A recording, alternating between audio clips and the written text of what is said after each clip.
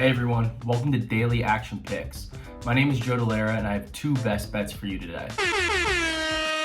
The first best bet that I have for you is the Nets minus 3.5 on the road against the Clippers. I understand that they're a road favorite, but the Clippers just played last night and suffered a close loss to the Denver Nuggets, so they might be on a little bit of tired legs here. And while both teams have a significant number of players in the league's health and safety protocols, most notably Kevin Durant for the Nets and Reggie Jackson for the Clippers, the Clippers are also missing Paul George, who was just diagnosed with a tear to his ulnar collateral ligament, which is an injury commonly found in Major League Baseball pitchers. So the issue here is that the Clippers are just 3-4 without Paul George this season, and they're playing in this back-to-back. Now, the Clippers have survived Paul George minutes so far this season, but combined with the additional missing of Reggie Jackson, they might not have many shot creators on the floor.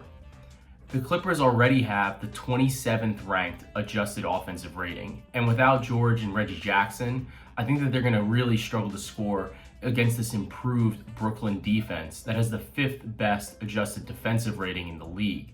Now, I understand that they don't have Kevin Durant right now, and they're really down to just James Harden and Patty Mills, but the two of them should be able to score and create enough that it's going to be difficult for this Clippers team to keep up the pace.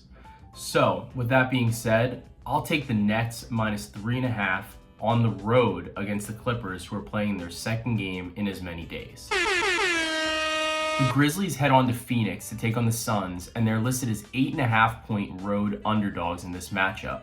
The Grizzlies are missing a couple players in health and safety protocols, most notably D'Anthony Melton and Dillon Brooks. Melton's missing should impact their defense a little bit. I don't know how much the missing Dillon Brooks is going to matter, although he's a scorer and he's another option who can create for himself.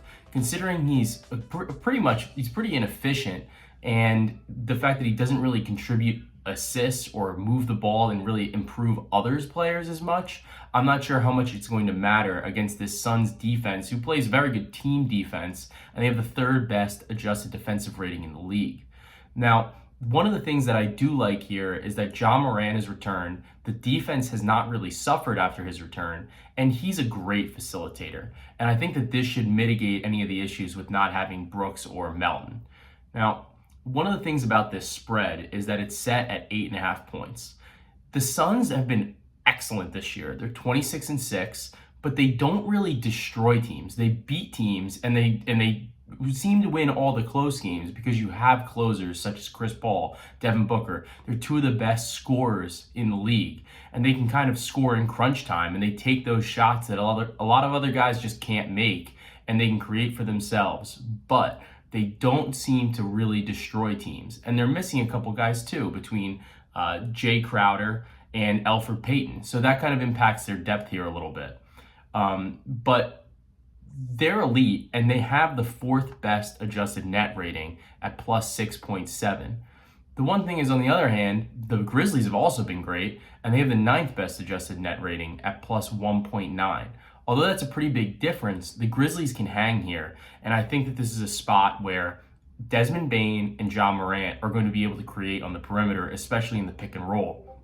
I think that Desmond Bane is going to be given a lot of 3-point opportunities through the pick and roll, and against the Suns team that prefers to play a lot of drop coverage. So Bane's threes prop has been sitting at about 2.5 at like minus 110 or so the past couple games since Ja Morant has returned.